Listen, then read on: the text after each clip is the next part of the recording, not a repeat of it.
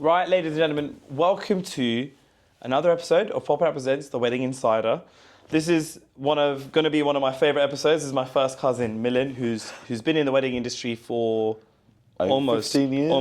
more than 15 years. More than 15 years, I was going to say almost 2 decades, but I don't want to make it sound old. Right, and this is going to be, I think, a really fun episode because I guess we're going to touch on a few different topics. But before we get on to weddings and all of that stuff right now,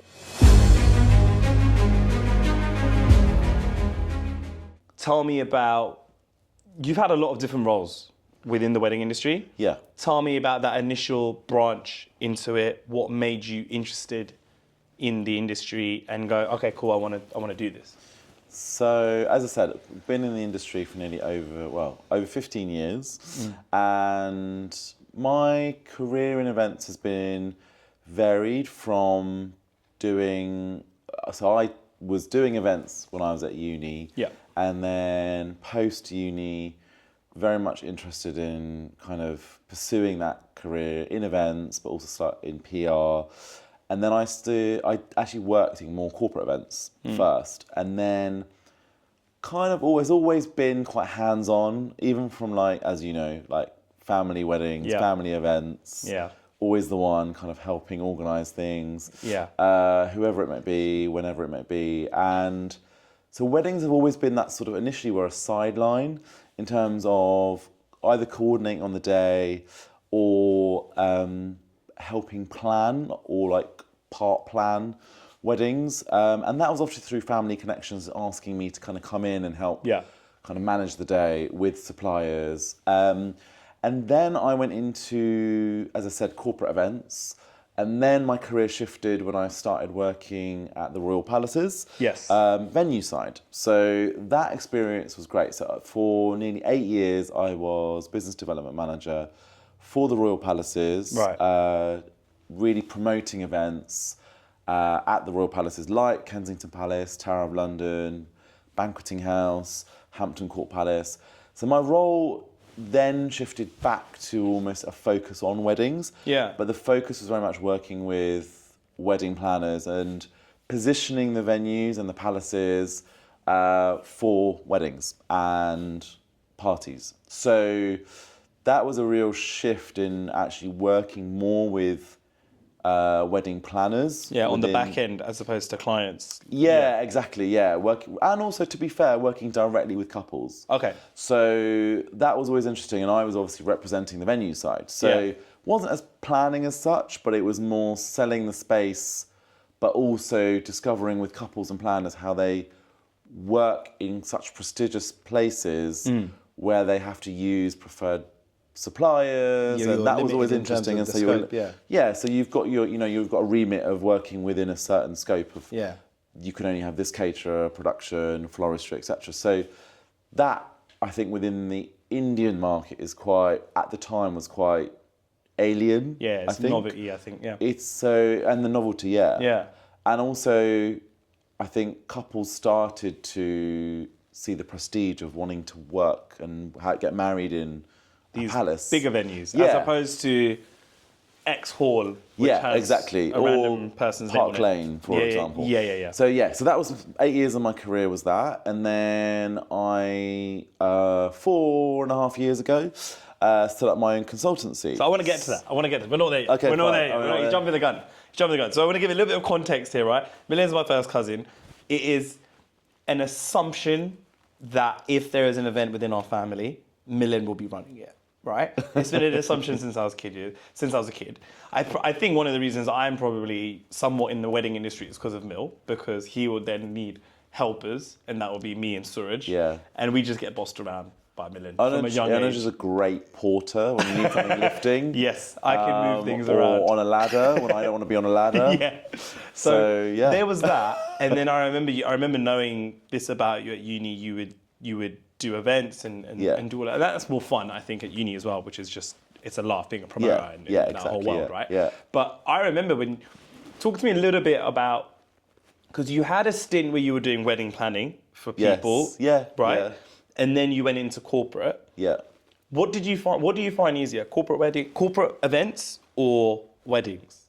Because I got an answer that I thought surprised me. Somebody else said weddings are easier than corporate events, and I found that really difficult to believe. No, I disagree. Yeah, I thought you definitely might. think corporate events.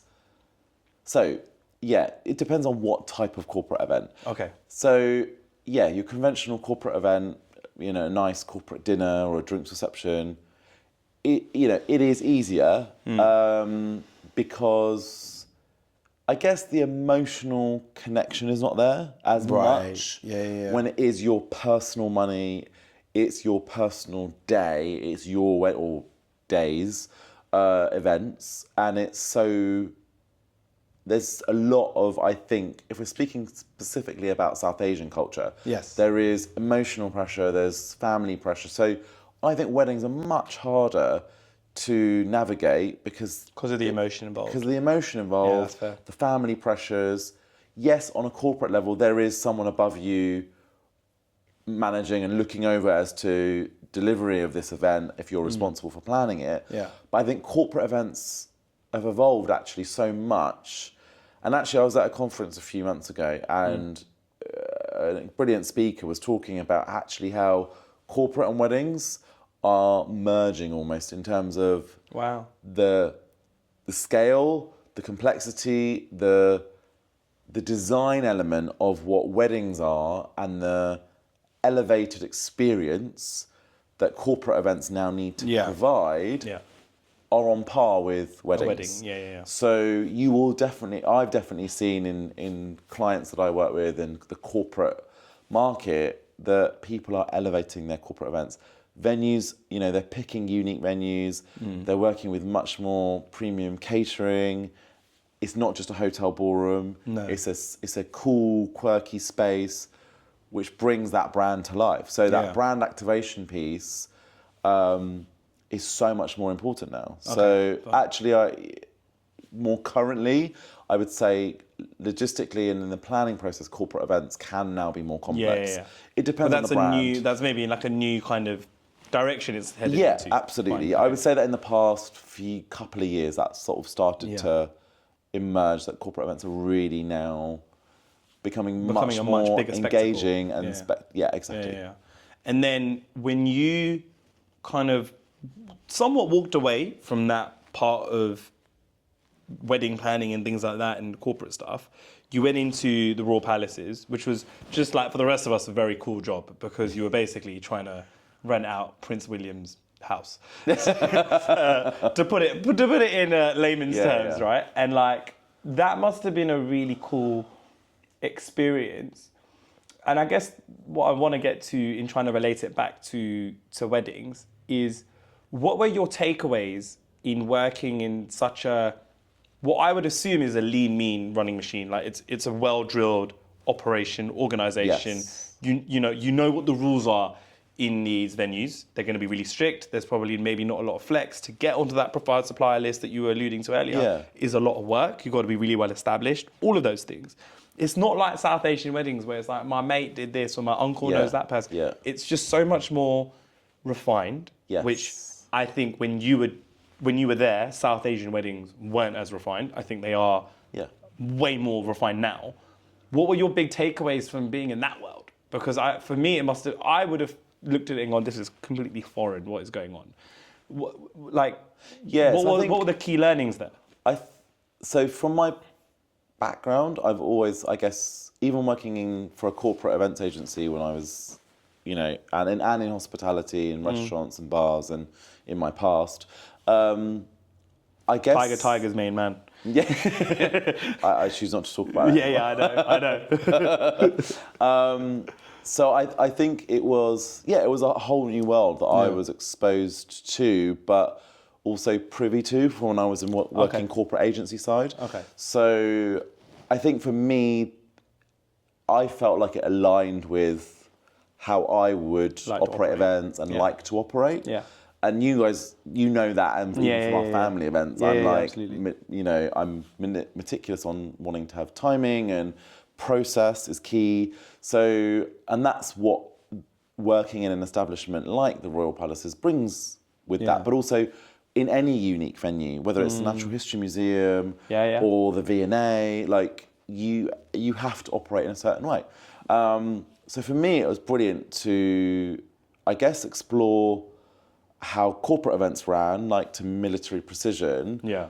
And then the wedding world, you're right, actually, there were very few South Asian weddings that were taking place at the royal palaces, purely because of supplier list and, your conventional South Asian suppliers did not work there at the time. No, yeah. And it was also, I guess, from a venue side, the teams felt uncomfortable to accommodate types of weddings that have complexity, really, Yeah. but also requests that might not be achievable. Whether that's open flame or It's a big thing. Certain foods, spices, turmeric, or all of these restrictions that actually are quite crucial to South Asian weddings. Yeah. But what's brilliant in terms of that journey was really amazing to see is clients started to come in and were open to doing the non-conventional South Asian weddings, whether it was even just a civil ceremony and a lunch or a dinner or whatever it might be, to actually considering non-Asian South Asian food because they wanted Kensington Palace. They wanted that authentic exactly. experience. Yeah, or actually the preferred caterers who were typically British, English caterers started to experiment and started to deliver Indian food. So actually it opened doors for everyone. The clients, the couples, but also suppliers were like, no, this is a market we becomes need a to bit of a accommodate. melting pot for everybody to kind of go, let's go do this. This is a whole new untapped thing. Yeah, on both and also sides. now you see it, the South Asian market is massive across the globe. So for me, I was like, this is a market we need to open up to and open the doors to and give people access to.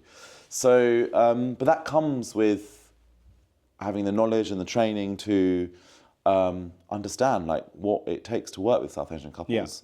And that's also why when I was at the Palaces and close to kind of when I was almost my sort of final year at the Palaces, Latoya and I, who been on this series, launched our training because I identified that actually the events team that were there, my colleagues, all very non-South Asian, were unaware of any traditions. Why would they be? But they've not had the exposure. Yeah, So then they're just like, what is going on? But they weren't opposed to learning about it. That was the thing. There was a genuine interest to be like, how do we facilitate and accommodate this market? We also, even if you don't even look at it from a cultural point of view, you just look at it from a business point of view. Yeah. The amount of money people spend in a South Asian wedding. Exactly. You figure out how to go tap into that. Yeah. But it's also what was really funny is that actually I started to discover this more during COVID when we had a few Indian weddings or like Indian wedding receptions, and we were like limited from a team of 40, we're down to 4 because everyone was on furlough. So then I was rolled out for some of these site visits and meetings, and a couple of them were Indian parents or couples, and the team were like, "Can you come on this site visit because we don't know how to talk to them about this." Yeah, or they're like they're being quite challenging about it, or they're like asking questions that we just don't know. Don't have the answers to. How to approach it, and I'm like, yeah, sure. And then I'm on these site visits, and I'm like, okay, this is the uncle that wants to haggle and like wants a discount and wants to bring in his mate and he did my daughter's wedding 20 years ago, so now his family friend, all that kind of jazz, the usual stuff. Yeah. So it was a bit like, okay, this is actually sales techniques, how to manage South Asian Indian clients. Yeah. So it kind of made me think, I was like, actually, we need to do a training here where, how do you work with Indian clients? What sort of challenges that you might face or opportunities, but also like culturally, if they receive an email from a Mr. Singh, that's a Punjabi wedding, potentially. It's not the same as a Patel wedding. And it's not the same as Mr. Patel or Mrs. Patel, couple called Patel, come and they want a Hindu wedding. And the sales team and venue teams and even non-South Asian suppliers need to understand what the ask might be. So that's where that training we launched, the Art of South Asian Weddings, came about, because we were like, actually, we need to train And is that the crux of work with Milan, your consultancy? Is that like one of the core kind of pillars of what you do? One of many, Yeah, yeah. So basically, post Palaces, I basically was at a kind of crossroad of what's next. And personally, I sort of moved country, etc., which was great. But it was time for me to move on. And actually, I was like, what do I want to do next? I knew I didn't want to do planning. Talk to me about why. That was going to be one of my questions I remember speaking to you at the time, before you launched, you were like, oh, I'm thinking about doing my own thing, right? And I would have just assumed, oh, Mill's just going to go into wedding planning, but he'll do his own thing with it. Cool. You didn't do that. Is it because you've been there, done it, and it's like, not that part of this process is just not for me? What was it that you went, I don't want to do that? Because you could have launched your own wedding planning company. You know everything. You could have built a team. What made you not want to do it? For me, it was a number of things. The market's quite saturated. Yes. There are lots of planners out there, and good, bad, whatever, however it might be. And so I was like, you know what? There's already a lot of planners out there, and also I think personally I wanted to work actually more B2B, rather than working directly with couples, which has its challenges, but also, actually, I think from a business perspective, what I loved about what I did at the Royal Palaces, I had 6 venues that I looked after, and each was almost like having an individual client, because they all had different needs, they all had different wants and strategies. And actually, the strategy, the sales, the marketing, the business development side of things is what I loved. And I thrive on to think of new ways of positioning a product, a brand, a business, route to market, developing new ideas, brand activation almost. So that is where I get my kicks from in terms of really the event planning side. The real business side of it. Yeah. And so actually, and also I was launching during a time where it was COVID. And so the industry was a bit depleted. And I was actually, you know what? I want to make a difference to businesses in our industry, work directly with business owners in the events industry. Yes, my background was venues, but I knew I had potential to work actually with businesses that range from venues to caterers to production, entertainment, florists, cake artists. So I was like, you know what, I can make a difference here, because actually businesses need to come out of this situation looking for new business opportunities, looking to change the way they operate. Well, the game has changed. Like wedding industry changed completely after COVID, because it was a real adjustment on what do we do now? What does this look like? How do we evolve? And I think the wedding industry, South Asian weddings, is the only thing I can speak to, was very much like, it was very formulaic. This is exactly what it's going to be. And I don't think the formula worked. I think there was flaws. I think, things not running on time. The haggling element, right? Yes. That's not something you see in a lot of other industries. No, and there's an element of negotiation and reviewing costs. You absolutely have to, and that's the whole point of maybe having a planner and that's also something that has now become a norm, which is great because it's needed. And I think, but it wasn't back in the day. It wasn't. No, it was nice to have. It was a nice to have. It was a luxury to have a planner. But actually, I think there's been a shift where parents aren't so involved either, that they want to do it kind of be hands-on and, that DIY approach to save money, but also actually it's detriment to the bigger picture of the events and the couple, and the stress that was put on the couple. So actually, I think it's been great, that shift. I also think Indian weddings have also elevated 3-4 times in their delivery and aesthetic, which is great. And so actually, and yes, there are, I think, there are the luxury side of weddings have definitely become a more evident in the South Asian market. Yeah. I think there's various influences on that, but yeah, I think that the sort of the point is that actually a lot of businesses, for weddings especially, even though there was, 30-person weddings or 15-person weddings or whatever it was During COVID, yeah. it just didn't work for the Asian industry, South Asian industry. So I think there was a boom in terms of, okay, we can now go back to what we can do, but actually it was brilliant because it also meant that guest lists were reviewed and actually it was acceptable to have smaller numbers. Yeah. So that Smaller. Still big relative to other like cultures. 250 is yeah. now the norm. Yeah. Versus the 500. Yeah. Which is brilliant because it actually means that your budget goes Amazing. further. Amazing, yeah. But also you can do something really meaningful, really elevated. Personal. With Yeah. decent, relatively decent budget. With a number that's still big.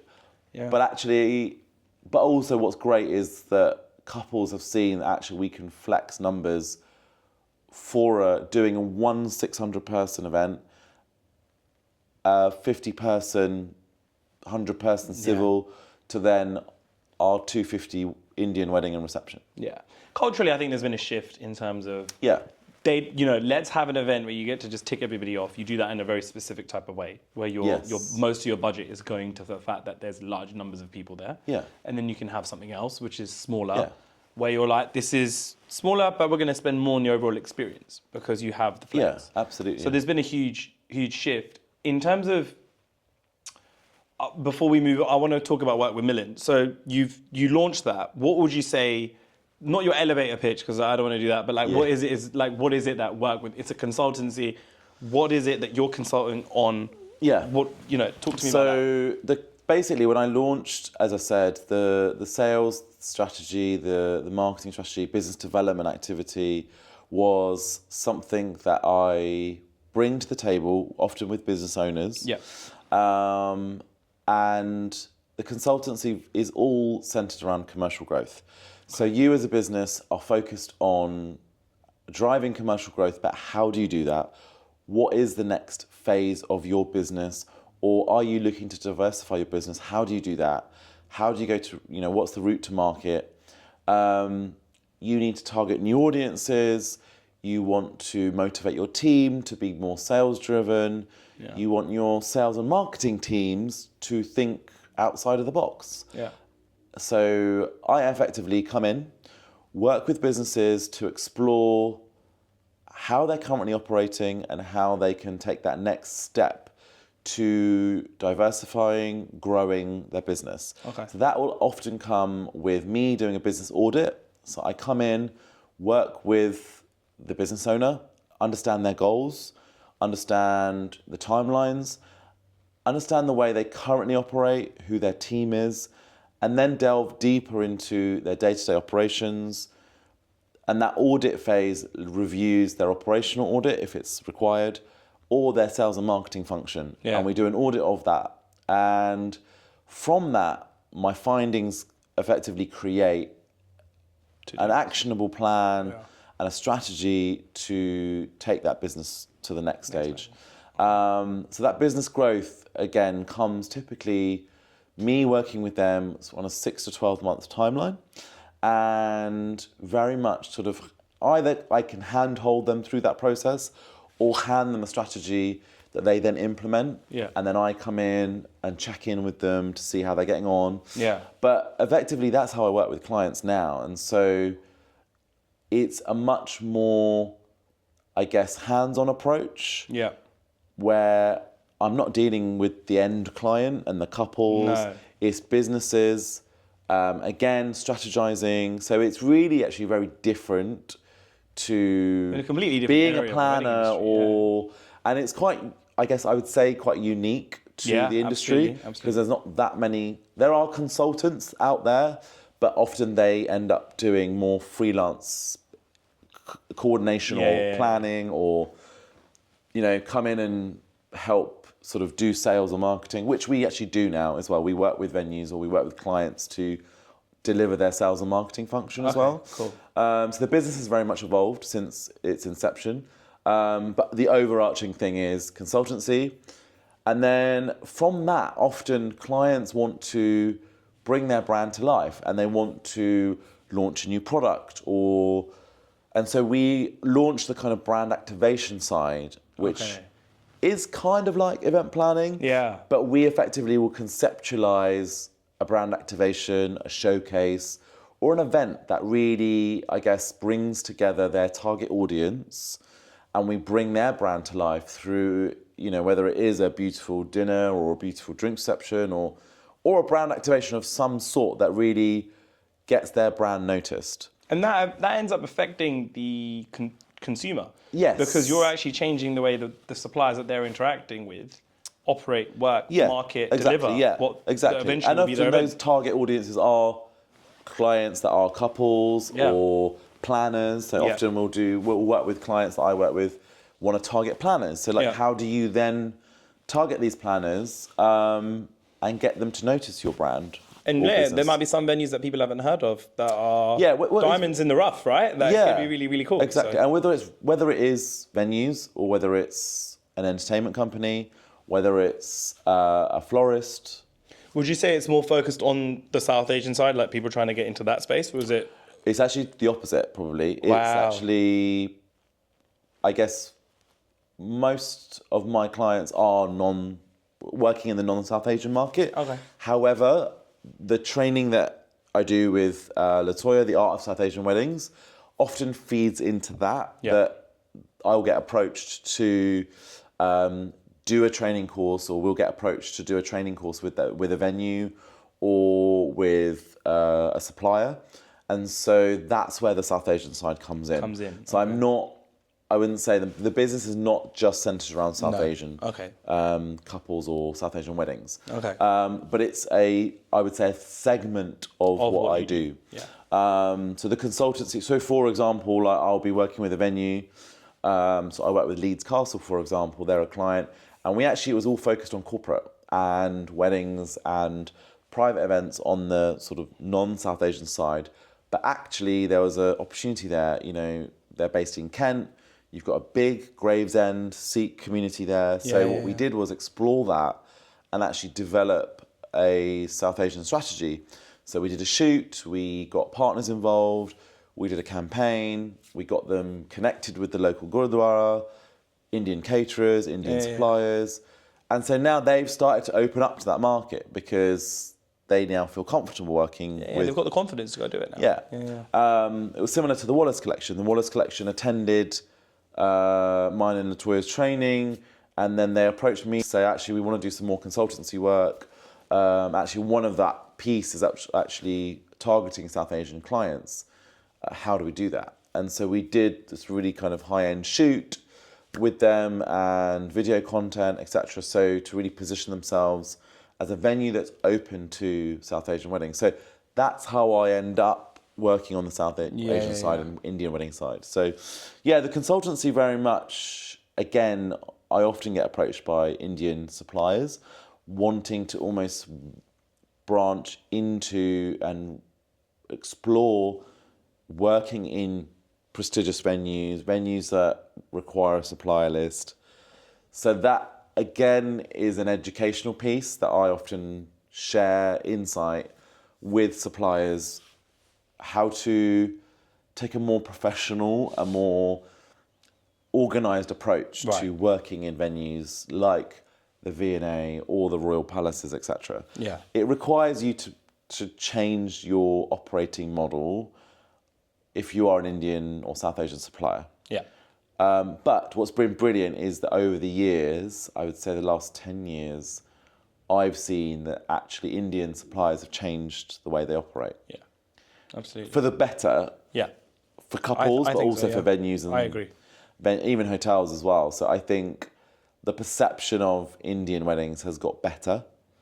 And suppliers have had to change their ways. I think culturally there's just been a shift as well, because the Indian mentality is, I'll figure it out. Yeah. So, and that's one of the beauties of it, right? Is there's a problem, I'll figure it out. And sometimes we go into a venue or anything and we'll go, we'll get around that, we'll figure it out. It's not about getting round, it's about adjusting to where you are and going, okay, how do I do this without actually getting around? How do I just deliver without stepping on anybody's But it's toes or also annoying anyone? finding solutions from the upfront. Yeah. So if you're going to a venue as a couple, Be prepared.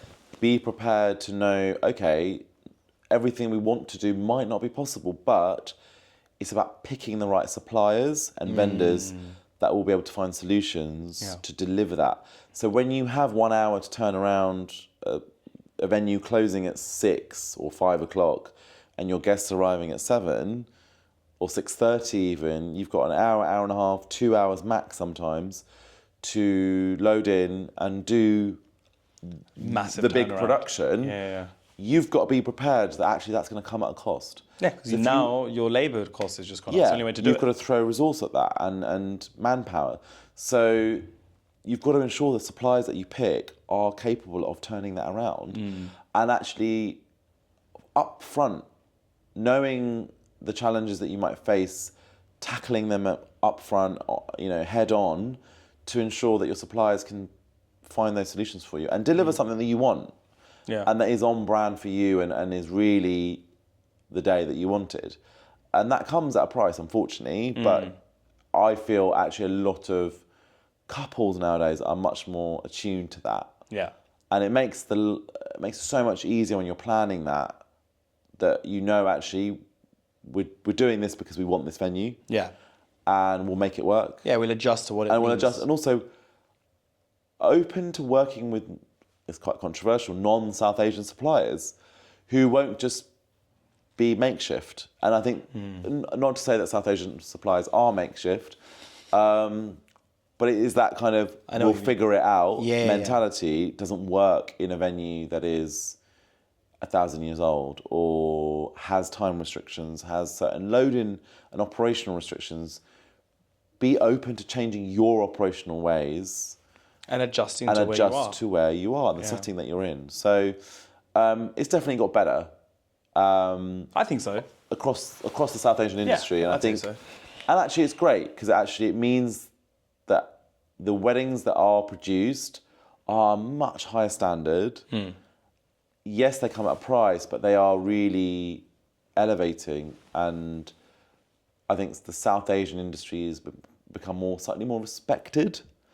Whereas before, it was almost kind of like, oh God, Indian wedding, it's going to just be carnage. Well, I think I know what you mean, and I think if you just look at it from the outside, you're gonna have what used to be maybe 600, 700, 800 people at an event. There's a fire. There's a bunch of people banging a loud drum on the entrance, right? Like you got the door players. Then everybody's coming in. There's messy food. There's messy food. It stains. The food stains. I know because it spills on my clothes all the time. And then you've got the fact that you've been told the function's going to start at this time, and back in the day it was going to start probably a couple of hours later. Yeah. And you think it's going to finish at this time, and it doesn't, and it overruns. And then you've just got people. I can just imagine. If you're not familiar with it, it's just like how do I adjust? It doesn't really happen as much now.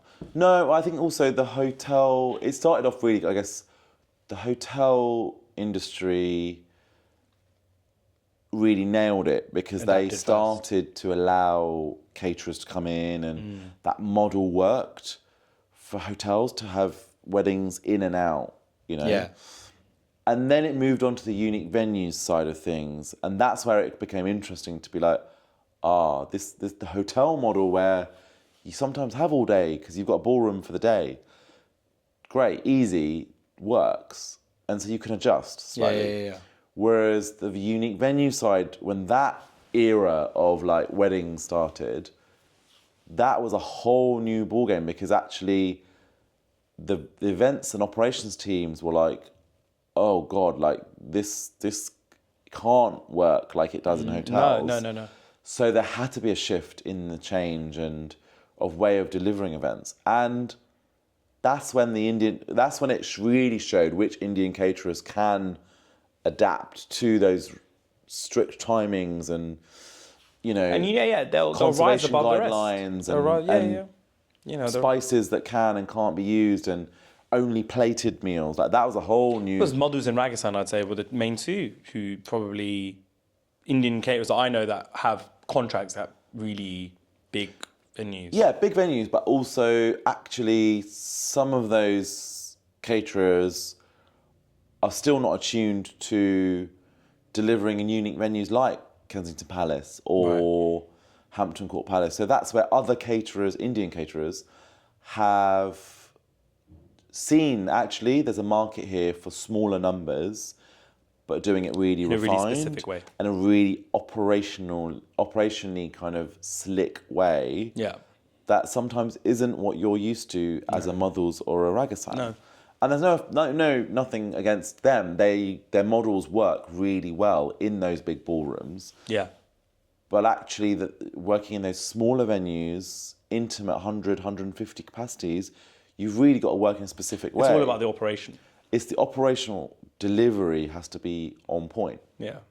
It's also adapting to changing mindset of the food, where it often has to be plated to require guests to sit down and eat the food and not just roam around and grab bits from here and there and family style and passing the bowls around and risk of spillage and all that stuff. So it depends obviously what venue you're in. Yeah.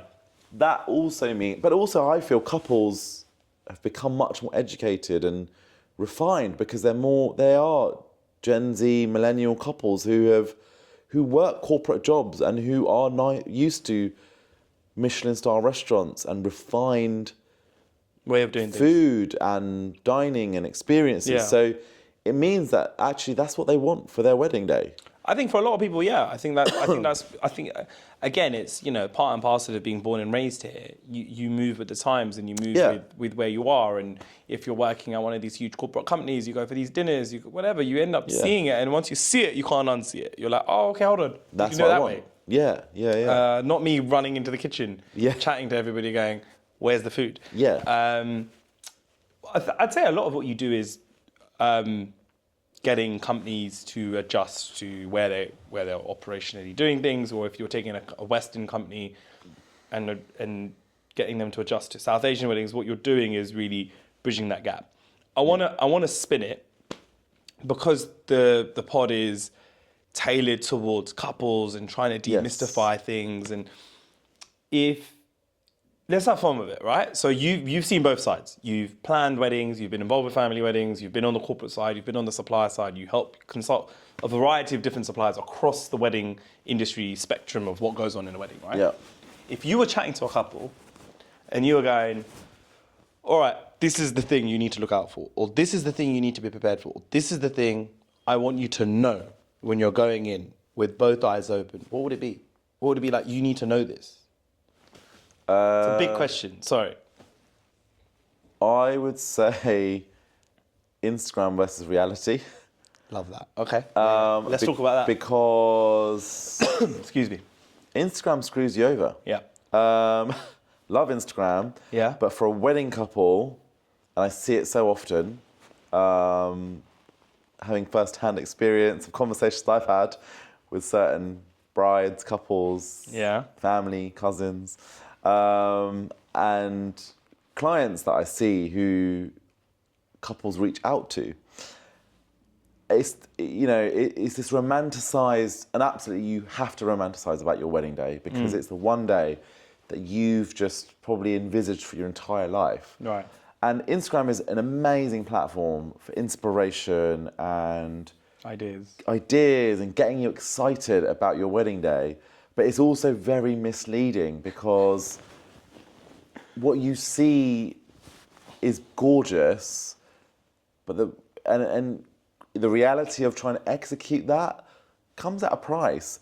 So you have to be realistic of when you're budgeting to think about, okay, what is actually important to you? Right. And the aesthetic is always, yes, you want it to look beautiful. I'm always like that. Whenever I'm throwing an event or a party or even doing a brand activation for a client, I'm like, the aesthetic needs to really be beautiful and really be elevated and, be sophisticated and, exude elegance and whatever. Your personality as well. But that comes often without knowing the reality of what things cost. So I would just say you have to be really, there's an element of you're going to be disappointed. There's going to be moments throughout the planning process where you'll be like, oh my God, this is what I want.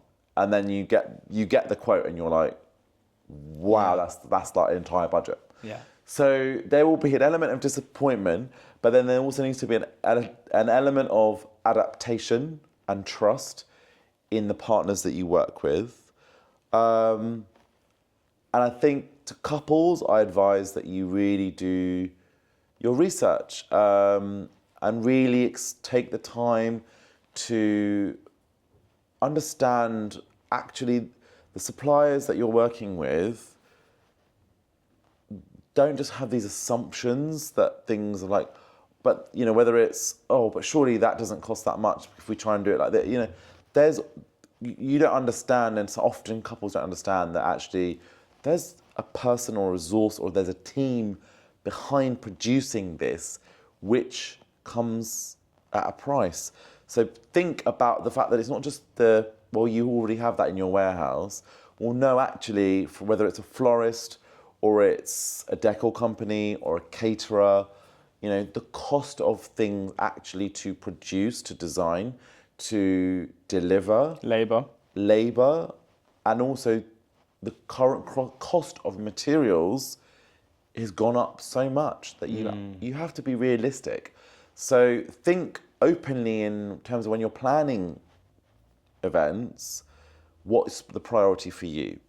And try and almost think about sort of highlighting those top priorities first to then work backwards to, okay, yes, we want it to look nice, but also what's the guest experience like? And there's little things like that that actually can add value that doesn't cost that much either. So I just think sometimes Instagram is an amazing platform for inspiration, but also think about the reality. It's not the be-all and end-all, right? No, but also think about the reality of what's important as well for your day. The other thing, going back to your Instagram point, what you see on Instagram doesn't necessarily mean it's real.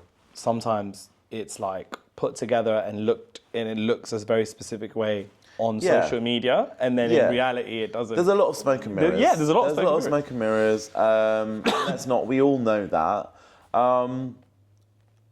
And that's why I think it's always important to, when you see a supplier or reaching out to suppliers or even your planner, have those open conversations with your planner to be like, how do we split our budget up and proportion our budget to ensure that we maximise the look, but also ensure that we get the food right, we get the guest experience right. As a percentage. Because Instagram doesn't show you that. No. And that doesn't, how the journey from A to B took, and actually how many people did that take to produce that incredible floral mandap, or that location or that property looks amazing, but actually logistically, does it work for what we need? Yeah, and I think also every family is different, every couple's different. Yeah. So what you see on social media that works for that person and their family might not culturally fit for what goes on in your family. Like, we have a very, very specific family in terms of what is important. Yeah, the dynamics are, and that's the thing, that there are like, prerequisites there are prerequisites that you won't budge on. You can't compromise. Food being top of the list. Yeah. Like, you cannot compromise on the meal. It doesn't even necessarily mean the caterer. It is the food that you are providing. Like, we are very specific on, you can't just have snacks. You are feeding people a meal. And then for somebody else, another family that might be a bit more relaxed and casual, we're not. They're very much like, have this, it's cool. And we go and we're like, that's not a meal, it's a snack. But it works for them and people are happy. Yes, you have to that's the thing. Adjust. For couples, you have to find that happy medium of, you've also got the other dynamic of, okay, fine, if it's two South Asian families coming together, you are going to have the sort of the power play slightly, let's be real. But also the dynamics of where if one family might be really, as you say, relaxed, and the other might not be. hotel menu and pizzas all round is fine.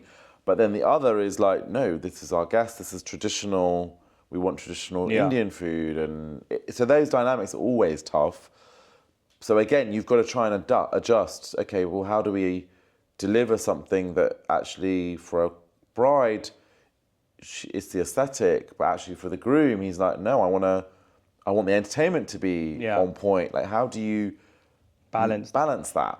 And then also the non-cultural side is if you've got one South Asian family with a non-South Asian bridegroom, that's like, okay, Whole you need to education piece educate there. that piece, educate that family on, well, this is culturally what we expect or we want. Are you open to accommodating that, and how do we accommodate your culture into this as well? Yeah. Like, how do we meld the two together? It's a tough It's balance. nuanced, and that nuance doesn't come through on social media. No. And exactly, that's what people have to not then rest all their emotions associated with their wedding on what they see online. If you were going to take all the external factors out of it, and you were just going to create like, here are your non-negotiables that you think for any wedding that you need to make sure is right, and then everything else is a nice to have. So, for example, for me, if I was doing it, it would be food, and then for me, it would just be booze. Like for me, it's like feed people, party people.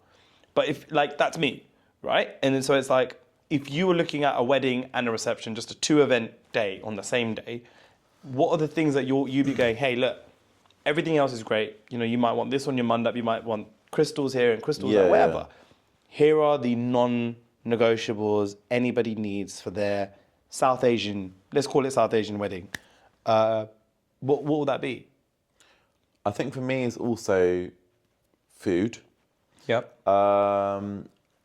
Me personally, I think from the wedding day side of things is ensuring that you are respecting your culture. Yep. I think that's key because actually that's the core foundation of a South Asian wedding, that there is a rituals and traditions that you honour basically for the wedding especially. So for me that's important just because that's culturally I think that's important.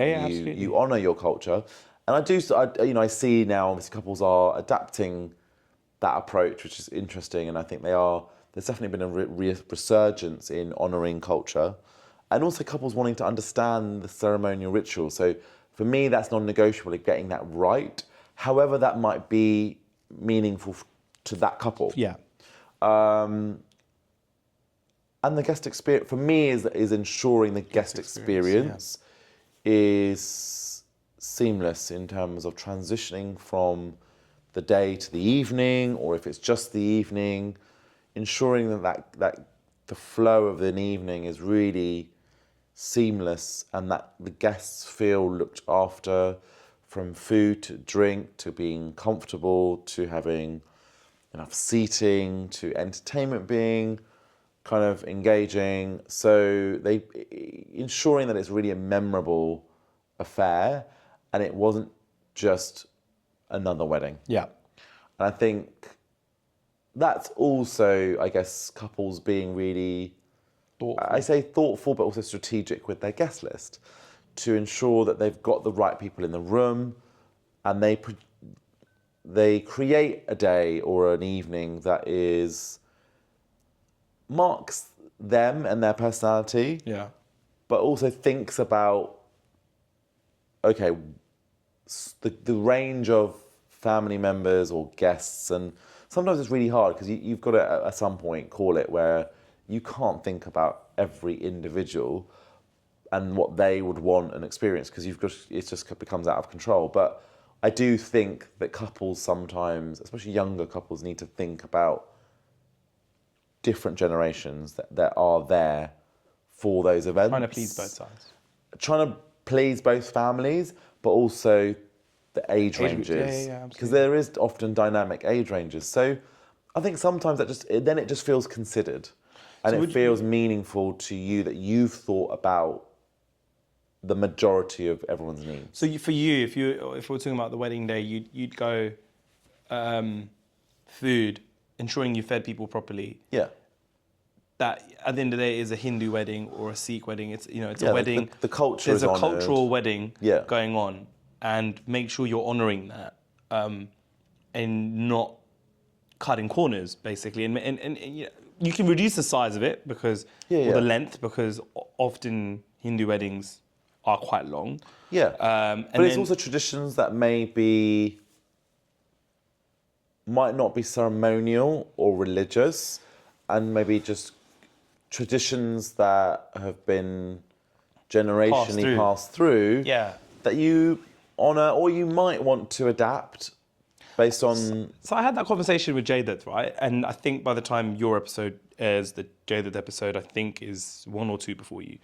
And I was literally rewatching it to put together what parts we're keeping and removing. And I forgot that he even said this, but when I was watching it, I was talking about similar question, like, Jaded, what are your non-negotiables, the things you're not going to remove from a wedding?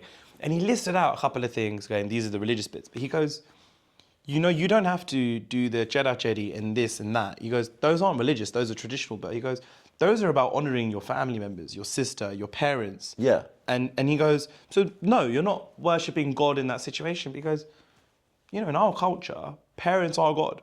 Yeah. So when you remove that, it might not be a direct, you're removing something from the Hindu ceremony, but you are removing a part of honouring your parents on this special day. Yeah. Do you really want to remove that? And I just remember going, I never even thought of it on that level, but you're right. And so he goes, if you want me to do it quickly, yeah, we can remove that. But that's the price we pay. That is the thing you're removing in order to achieve that goal. Is it worth it? Yeah. For half But an I think hour? that's also an education piece. Yes. Where sometimes couples, they pick their marriage or explore their ceremony, and it's not just talking about Hindu weddings, but just don't really understand What's going on? and they're just being told what to do. And that's what people don't like, though, in this generation, though, right? Yes. That's why people questioned it. We questioned it like crazy, going, why are we doing this? Why are we doing that? Why are we doing this? Why are we doing that? And sometimes you get these really old school people who do these weddings. I won't name names, but I was part of one recently, and the tangents the priest was going down was pretty crazy. Yeah, and I'm talking like, I can't believe what I've heard, like that level. And unfortunately, it is become an hour and a half, 2 hours of a stand-up opportunity. Not that I'm saying that That's they are what I've seen. entertaining, but That's what I've there's seen. an element of entertainment now woven in, which I personally feel like it needs just to be more About the ceremony. about the ceremony, about the couple. My wedding was an hour and a half. Yeah. It was the feedback that I got from all accounts is people really enjoyed listening to it because he was just so articulate. Jaded was so articulate. Yeah, and it was about to the point. Getting people through the ceremony. Yeah. He made it a point of he explained why we're doing it without taking too much time on each thing. Yeah. And it wasn't about other things, it was about you as a couple that we were witnessing. So yeah, I think for couples it's really important to ensure that they honour whatever their culture, whatever their religion, to honour that. Yeah. And I think, as you say, it's often a family affair when it comes to South Asian weddings. To incorporate that, I think, family is so detrimental to an Indian wedding. Yeah. So to have them feel like they're part of it in some shape or form is...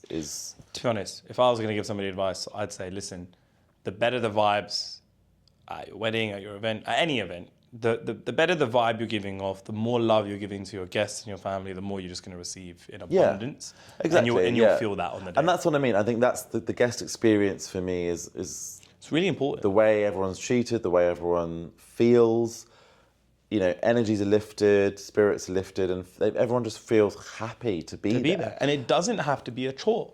No. If you And that's don't what I make mean. it out that one, then it isn't one for everybody. Yeah. But also I think couples need to communicate more often with their guests, because you see it something like Indian guests a are big thing, quite hard to maneuver or try and sort of, I guess, steer them on your event journey of the evening if you are moving from A to B, or there's a certain flow or dynamic that you want. So actually, sometimes it's, even if it's a generational that you can communicate with ahead of time, is take people on that journey with you before they get there. Yeah. So they know the vibe of the evening, they know the flow of the evening almost. I feel like sometimes couples want to keep it so closed book. Yeah. Sometimes, even if it's just extended family being informed of, guys, this is the vibe of the evening. Yeah. Don't mess with that sometimes, because then you've got the aunties going, oh, no, we're let's going to do this now. And it's like, no, that's not what we wanted. No. So actually, the more you communicate, take the extended family, your cousins, your aunts, uncles, on board that journey with you, to an extent. You know, you don't have to give them all the details. No. But like, just so they feel like, oh, okay, this is what's going to happen. Yeah. So they're not coming to these events clueless of like, Yeah. where are we going? What's going on? Oh, I don't know what you know. It's just, I just feel like it helps the overall guest experience. Yeah, because people absolutely. feel like, oh, we know what's going on now. Yeah. What trends are you seeing in what you do across your different spaces for weddings? I mean, for 2026 and things like that. Like, you seeing any, you know, things going this way, things going that way in terms of what people want to do? So like when Latoya was on, one of the points was weddings are smaller. They're bigger spectacles, but they're actually smaller in guest numbers. But actually, one of the points she raised for this year compared to last year, and Musical Movements had a similar thing, was post-COVID, you were getting booked well in advance because there was that post-COVID thing. So she goes, we would just know our pipeline for the next year well in advance. She goes, now we have a pipeline for next year, but we're getting a lot of stuff for this year. Yeah. And it's the same with the DJs. Like, a lot of the DJs are booked a year in advance. A lot of the DJs will have bookings for the end of next year. Some of them will even have something for 2027. But then they're also getting all these last minute ones. So that's been one of these trends. What are you seeing? Yes, I think that still continues to be the case. Last minute inquiries and bookings for that same year. I also think destination is continuing to rise. Yeah. Which is great. I also, for South Asian weddings especially, the multi-day is obviously going to continue, which is great. But I'm definitely seeing the fact that the multi-day is becoming more dynamic in terms of venues, in terms of also the civil ceremony becoming like a real spectacle as part of that. Okay, that's interesting. Which is nice, because then there's that sort of balance of different. So what do you mean by that? Do you mean people doing the civil that then goes into another thing, or? No, I actually think the civil being its own standalone event and an event. People are giving it more relevance. Yeah, but also an event that is actually still equally elevated and beautiful and. So I didn't care.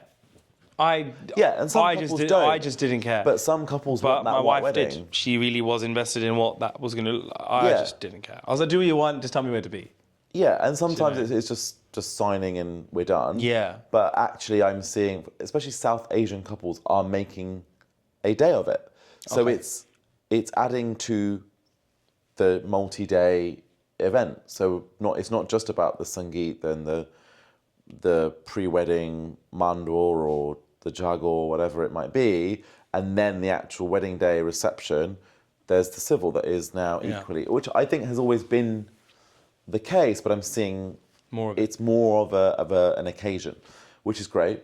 And yeah, as I said, destination is definitely much more on the rise, which is great. Let's talk about destination weddings before we wrap up. I guess there's more and more destination weddings. More people are doing it, but I think there was a period where destination weddings were cheaper than getting married here. I think that was a perception people had. That's a misperception of. Yeah, but I do think they were 4 or 5 years ago compared to what you'd probably pay for that many events in the UK 4 or 5 years ago. I don't think that is anywhere near the case now. No, it's also the fact that obviously generally with South Asian weddings, you've got multiple family members, you've got a line of cousins, as we know. There is the classic case of elevating the next wedding, family wedding. So it's like, actually then, that when you think from a destination perspective, you've then got to up the destination, or you've got to diversify the Yeah. destination. So actually, That trend can only go up. yeah, and actually then you're looking at more destinations that are more luxurious, more iconic. The back, and I didn't actually, even think about it like that. Yeah. from a destination perspective, it's not just where previously it was a beach wedding. It's not. You look at Como, you look at True. Greece, you look at Turkey. It's not just about. It's about the iconic locations and experiences. So actually, then you've got to find these new destinations because everyone's doing them. So actually, then you've got to find those real hidden gems. Yeah. Where the destination market might not be so popular to really curate something that is much more budget conscious, maybe, or cheaper, where it's not so done. Yeah. But then that's also equally hard to find those destinations that operationally can deliver those. Yeah. So actually then, you start to go down the iconic kind of locations that now are everywhere. And the market realizes that, the local markets start to think, we've got to make money out of this. So, but what I mean also from a destination perspective, I've also seen other couples from different markets, so US couples coming to London, That's happening. wanting iconic, Yeah. quintessentially British venues, backdrops, estates, hotels outside of London, the home counties, marquees, Barns and stuff, yeah. marquees, and that's amazing because actually you're seeing the UK market being Now a open up to a whole destination, new open place. up to Yeah, new yeah. markets, whether it's North America, Indian couples coming over, and really good budgets. So Yeah. that's definitely a trend I'm seeing, is the destination coming in. Coming here. Wow. So that's, Okay, again, I'm seeing a lot more of, cool. Okay. which is exciting for UK suppliers and partners. But that means competition, because actually those clients want to work with British suppliers. They want to work in British venues. They want to work with non-South Asian vendors sometimes to really elevate. They've got the budget to create those Instagram moments. Yeah. And they don't know what we normally charge here, so they're now those companies can go in and go, Yeah. here we go. So that's definitely something that's really emerging. So that's, I would That's say, quite cool. that's the kind of trends that I'm seeing. Can't remember what else you asked. I think that was it. Last question. We've had fun, man. Was it as scary as you thought it was going to be? No, it wasn't as daunting. No, it's fine. I've asked everybody who's come on to the show the same question, and I always end it on that, which is, what is your favourite thing about being in the wedding industry? The creativity. Okay.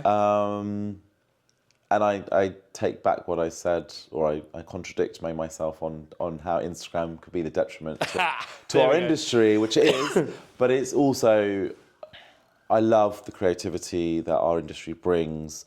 What I love about the South Asian industry is 20 years ago, me personally, being brought up in a village that was non-South, being the only Indian in the village, of course. you'd be ashamed of your culture. You'd be ashamed of bringing out your South Asian culture. And I think now I probably couldn't be more prouder, because the industry, the wedding industry, and I mean that very broadly, celebrates the South Asian culture. Whether they see the dollar signs, the pound signs that it comes with, but also the design, the aesthetic, the inspiration, the cultural influence that it has had on fashion, on event design, food. That's being introduced to even non-South Asian event design and planning. And I love that. And I think that fusion and the culture that should be proud of is something that I think I love. Okay.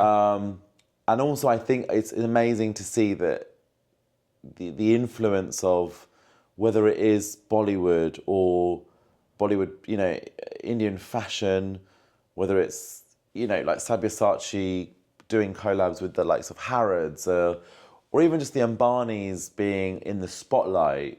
Yeah, like that wedding took just over blows up Western the industry. media. Yeah, but also they're working with non-South Asian florists, designers, and that sort of amalgamation of the Western culture and design, event design, personally being introduced to the South Asian culture, that merging together is incredible, and I think that can only get better from for our industry. So that's something I love about our industry, is that creativity and the influence the Indian culture that it's had on the wider industry is amazing.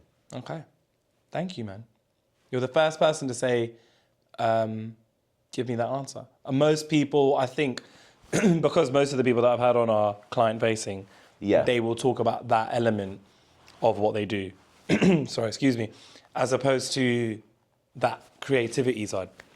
So you're the first person to actually give me that nuance of it, which is really interesting. Yeah, because I work with businesses obviously that are across the board. So whether it's a caterer introducing a new concept or a planner that is working with a particular type of client, venues that are introducing. Do you know what I mean? Like, so I see across the board of how the industry is sort of changing or adapting.